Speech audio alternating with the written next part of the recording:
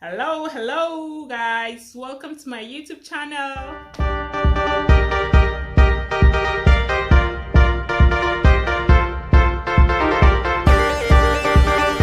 And welcome to my YouTube channel. If today is your first time here, my name is Stella. My channel is all about my life here in the UK, what's happening around me when I'm cooking, when I'm eating, people wanting to study, relocate, or something like that. I just talk about everything in general. I don't really have a specific thing I talk about here in my channel, so just expect anything. Yeah, and for those of you who have subscribed to my channel, thank you for supporting me. I really do appreciate. Thank you for that. So guys, today I'll be sharing with you guys my experience here in the UK. When I came into the UK, I came in with £600, and it was 50 note. That's so totally I was with 14 notes of £50. So in London, I tried to get a SIM card to call home, to give them my new number, and I realized they don't want to collect the money. I tried to get water to drink. Nobody's wanting to collect my money. So it was just weird because I have money, but to get my items, either they say there's no change, or they say no. I don't just understand. So it was just weird, coupled with how I felt, because I almost got deported. For those of who have not watched that, try and watch it, how I almost got deported. So coupled with that, I was not really happy, with everything happening to me. So I went to a guy and I was like, please, I don't understand what's happening here. I tried to get stuff. I tried to get water, SIM card, get something to eat.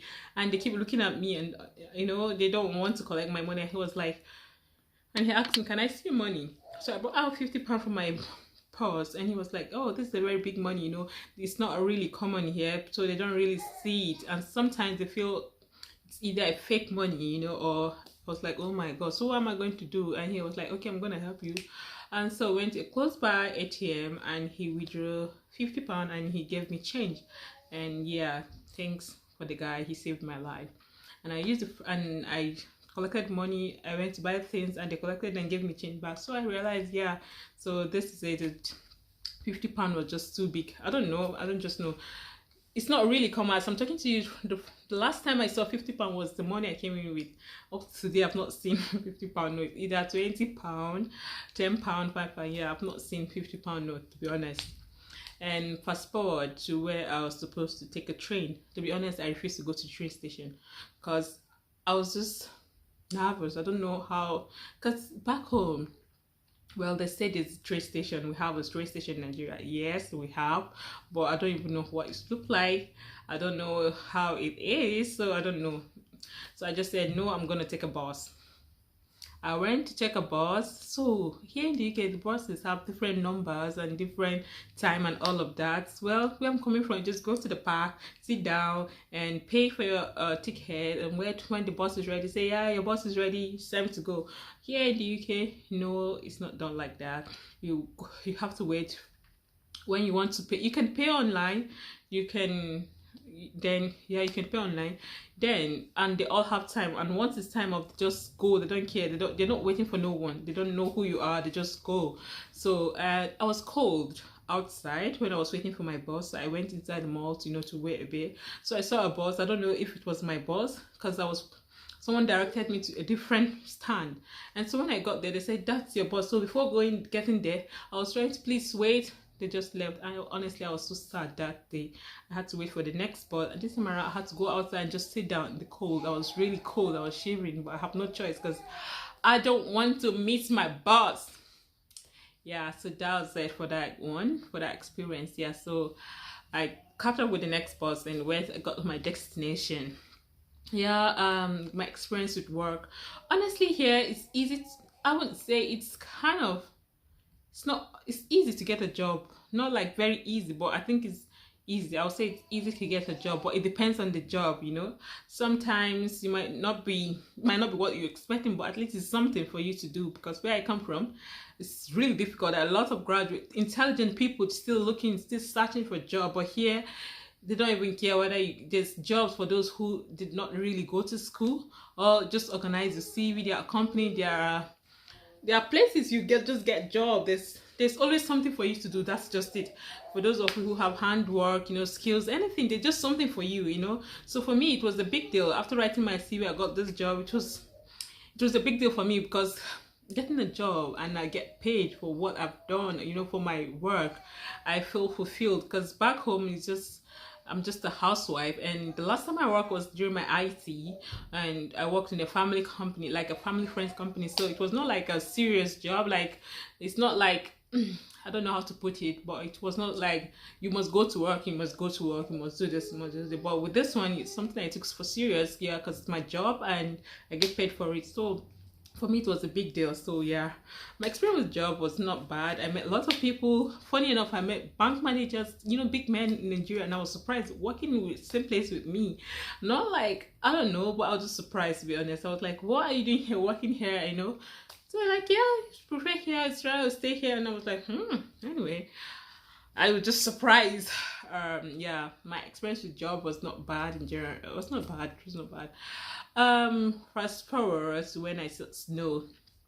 To be honest, when I came to the UK, I was like telling my husband, I can't wait to, to touch the snow, to know how it feels, I don't know. I always see it in the TV, so I don't know what it feels like. I always see it in TV.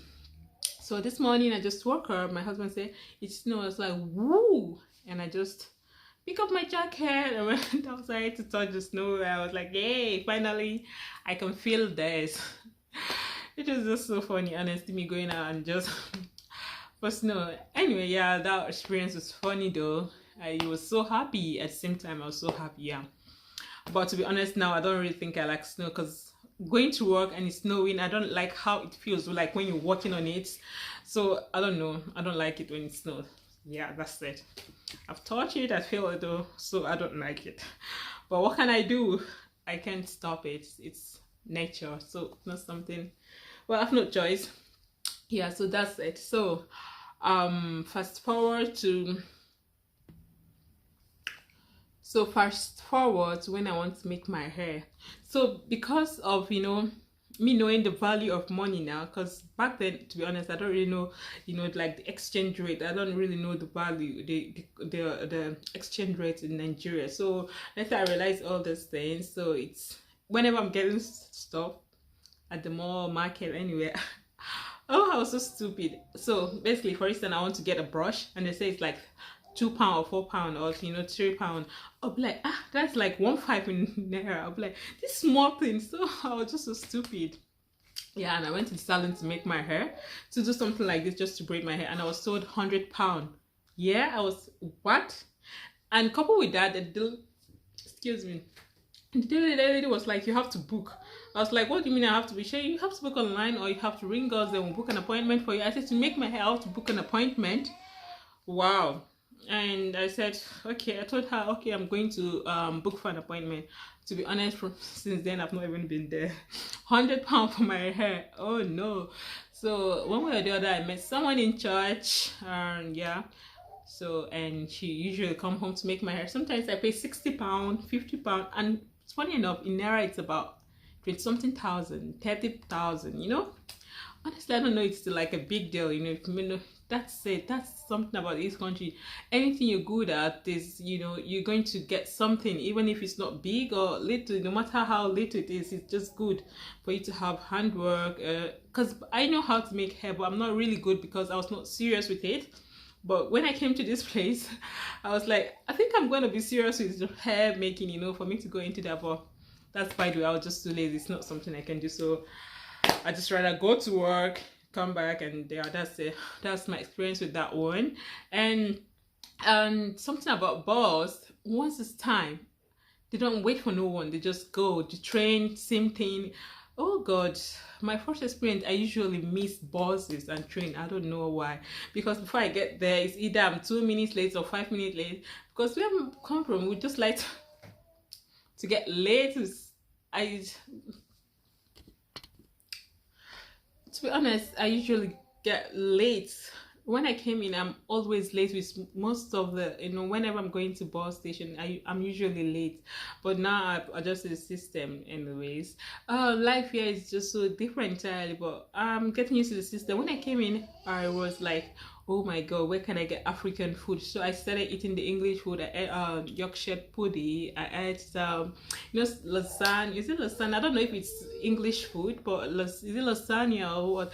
I had to try so many things because I have no choice but until my African foodstuffs arrived, and then until we got to know some African shop, and that I was so happy. I was like, ah, finally, yeah. But even as that, even at that, whenever I'm getting something, I still try to, calculate how much it is in naira, and I will just, but I've stopped it now though, because if you keep doing that, you won't even get nothing. You can get nothing.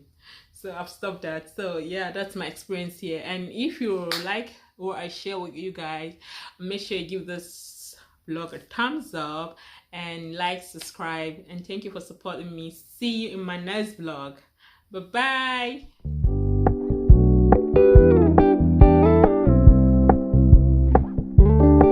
We're gonna keep it low key, keep it softly spoken.